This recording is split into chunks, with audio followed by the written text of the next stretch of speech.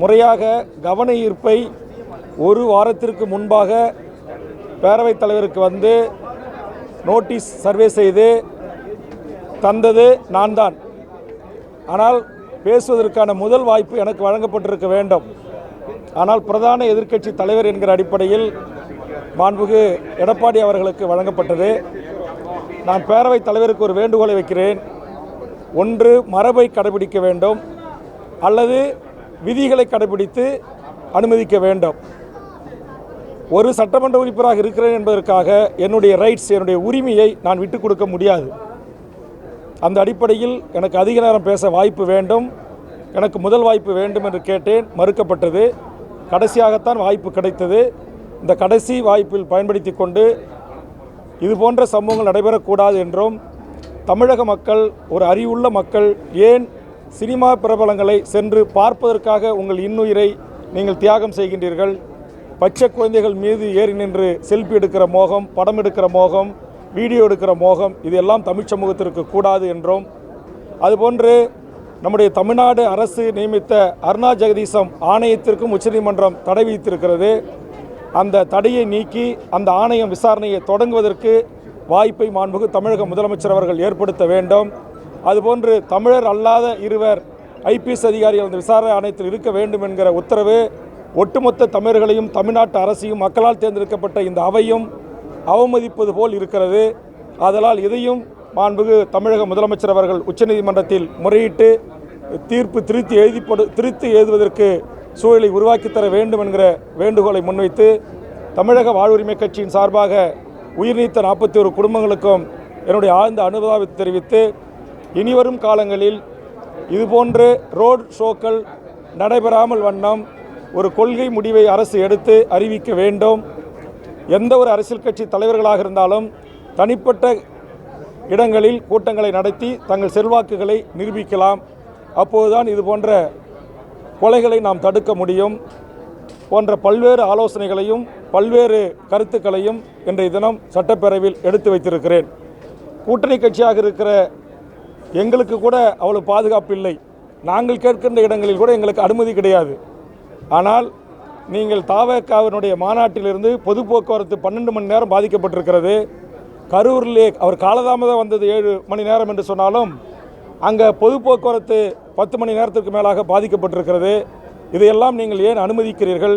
இதையெல்லாம் முறைப்படுத்த வேண்டும் என்கிற கருத்தையும் நான் இந்த பேரவையில் முன்வைத்திருக்கிறேன். ஆக தமிழக வாழ்வுரிமை கட்சி தமிழ்நாட்டு அரசியல் களத்தில் இந்த மண்ணுக்காக, மக்களுக்காக, மொழிக்காக, இனத்திற்காக சமரசமற்று போராடுகிற எண்ணற்ற அரசியல் கட்சிகள், இயக்கங்கள், அமைப்புகள் இருக்கிறது. அவர்களுக்கு உரிய அங்கீகாரத்தையும் உரிய வாய்ப்புகளையும் மக்களிடத்தில் கொண்டு செல்கின்ற பணிகளையும் எனதருமை பத்திரிகை ஊடகங்கள் இனிவரும் காலங்களில் செய்ய வேண்டும். குறிப்பாக இந்த விடயத்தில் தமிழ்நாட்டில் இருக்கிற 99.9% ஊடகங்கள் முன்னுக்கு பின் மாறான செய்திகளை வெளியிடாமல் இது ஒரு விபத்து, நெரிசலில் தான் மயங்கி விழுந்து மக்கள் மடிந்திருக்கிறார்கள் என்று செய்திகளை வெளிக்கொண்டு வந்திருக்கிறார்கள். ஆனால் அரசியல் கட்சியை சார்ந்த ஊடகங்களும் ஒரு சில சமூக வலைதளங்களிலும் கொலை செய்யப்பட்டிருக்கிறார்கள், கத்தியால் வெட்டினார்கள், 1000 ரவுடிகள் வந்தார்கள், அங்கு உண்மைக்கு மாறாக மயக்க மருந்து தெளித்தார்கள், இப்படி என்று பொய்யான செய்திகள் எல்லாம் வெளியிடுகிறார்கள். அப்படி வெளியிட்டவர்கள் மீது அரசு கடுமையான நடவடிக்கை எடுக்க வேண்டும் என்றும் என்னுடைய ஆணித்தரமான கருத்துக்களை, வாதங்களை பேரவையில் எடுத்து வைத்து அரசினுடைய கவனத்தை ஈர்த்திருக்கிறேன். இனிவரும் காலங்களில் மிக மிக பாரபட்சம் இல்லாமல் அனைவரையும் ஒரே விஜய்க்கு ஒரு மதிப்பீடு, வேல்முருகனுக்கு ஒரு மதிப்பீடு என்றெல்லாம் இல்லாமல் அனைத்து அரசியல் கட்சிகளும் பதிவு செய்யப்பட்ட அரசியல் கட்சிகள் தான். அவர்களுக்குரிய அந்த மாண்பும் அவர்களுக்குரிய அந்த மரியாதையும் அவரவர்களுக்குரிய அந்த பாதுகாப்பையும் அளிக்க வேண்டும். யார் பொது போக்குவரத்துக்கு இடைஞ்சலாக இருந்தாலும் பாரபட்சமற்ற முறையில் வழக்கு பதிவு செய்து உரிய நடவடிக்கைகளை எடுக்க வேண்டும். நானே தவறு செய்தாலும் நடவடிக்கை எடுக்க வேண்டும் என்பதுதான் இன்றைய வேண்டுகோள்.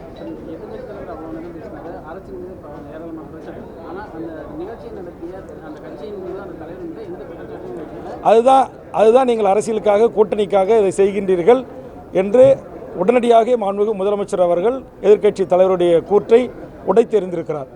அதுபோன்று பிஜேபியினுடைய ஹேமா மாலினி குழுவினுடைய வருகை, இன்றைக்கி ஆர்எஸ்எஸ்னுடைய வழக்கறிஞர் பெருமக்கள், பிஜேபி வழக்கறிஞர் பெருமக்கள் பாயாசமா என்றெல்லாம் கேட்ட தவாக கட்சி அவர்களைத்தான் வழக்கறிஞராக நியமித்திருக்கிறது வெட்ட வெளிச்சமாக இருக்கிறது. இதுபோன்று இன்னும் பல உண்மைகள் வெளிவர இருக்கிறது. விஜய் யார் சொல்லி கட்சி தொடங்கினார், யார் அவரை இயக்குகிறார், எப்படி அவருக்கு இந்தியா முழுக்க பறந்து செல்வதற்கு விமானம் அனுமதி அளிக்கப்படுகிறது, சிறப்பு விருந்தினர் அறை வரைக்கும் அவருடைய கார் உள்ளே சென்று இறங்கி விமானத்தில் ஏறுவதற்கு எப்படி அனுமதிக்கப்படுகிறது, அவருக்கான YZ பாதுகாப்பு எப்படி வழங்கப்படுகிறது, அன்றைக்கு சம்பவம் நடந்த அடுத்த ஒரு சில மணி நேரங்களில் அவர் வீட்டுக்கு துணை ராணுவ படை எப்படி கூடுதலாக குவிக்கப்பட்டது, இது எல்லாம் பார்க்கின்ற போது இதில் ஒன்றும் சந்தேகமே இல்லை. எல்லளவும் முனையளவும் அவரை பாரதிய ஜனதா இயக்குகிறது.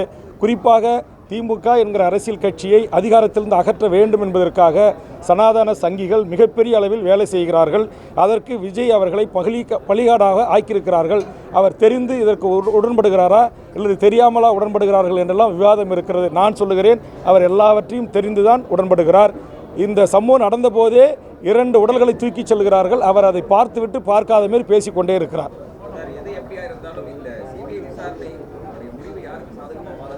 அது நாம் இப்போது சொல்ல முடியாது. சிபிஐ அரசு சார்பற்ற முறையில் நேர்மையாக விசாரிக்க வேண்டும். விசாரித்தால் உண்மை வெளிவரும். இப்போ நான் கேட்குறேன், நீங்கள் நம்ம தமிழ்நாட்டுடைய ஊடகங்கள், பத்திரிகை, மூத்த நண்பர்கள், இன்வெஸ்டிகேஷன் ஜர்னலிஸ்டில் மிகச்சிறந்தவர்கள் என்று போற்றப்பட்டிருக்கிற அனைவருமே இது ஒரு விபத்து தான், இது நெரிசலில் ஏற்பட்ட சாவுகள் தான் அப்படின்னு சொல்லியிருக்காங்கல்ல. அப்படி இருக்கும்போது இன்றைக்கி பிஜேபி எப்படி இதில் சதி இருக்குன்னு பேசுகிறாங்க. எதிர்க்கட்சி தலைவர் சதி இருக்குன்னு பேசுகிறாரு, இதில் உள்ளே வந்து ரவுடிக்கு வந்திருக்காங்கன்னு பேசுகிறாரு. அப்புறம் எதிர்கருத்து ஆதாரத்தமாக எடுத்து வச்ச உடனே நான் வெளிநடப்பு செய்கிறேன்னு வெளிநடப்பு செய்கிறார். அப்போ இது எல்லாம் எதை காட்டுகிறது? ஆக இது எல்லாம் எதை காட்டுகிறது என்று சொன்னால், இந்த சம்பவத்தை கொண்டு அரசியல் செய்து மக்கள் மனங்களை மாற்றி எப்படியாவது பாரதிய ஜனதா கட்சி இங்கு ஆட்சி அதிகாரத்தை கைப்பற்ற வேண்டும், அதற்கு நாங்கள் எந்த எல்லைக்கும் செல்வோம் என்பதற்கான உதாரணம்தான் இன்றைக்கு எதிர்க்கட்சித் தலைவர் திரு நயினா நாகேந்திரனுடைய உரையிலிருந்து நாம் தெரிந்து கொள்ள முடிகிறது. செய்திகளை உடனுக்குடன் தெரிந்து கொள்ள கீழ்கண்ட கேபிள் மற்றும் DTH நெட்வொர்க்குகளில் எம்நாடு செய்தி தொலைக்காட்சியை காணுங்கள். பாதகம் செய்பவரை கண்டால் நாம் பயம் கொள்ளலாகாது பாப்பா. மோதி மிதித்து விடு பாப்பா, அவர் முகத்தில் உமிழ்ந்து விடு பாப்பா. அண்மை செய்திகளை உடனுக்குடன் தெரிந்து கொள்ள இணைந்திருங்கள் எம்நாடு தொலைக்காட்சியுடன்.